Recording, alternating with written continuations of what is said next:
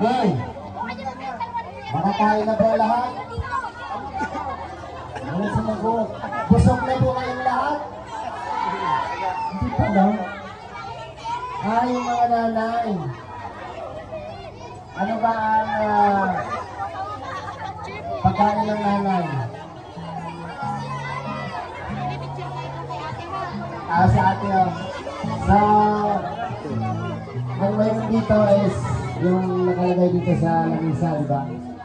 So yun yung magsasaluhan muna ng mga bata.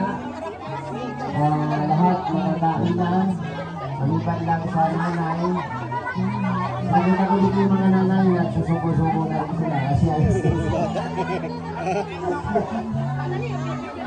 Diba?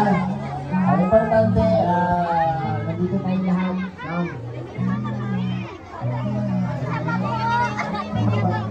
Maliit. Maliit.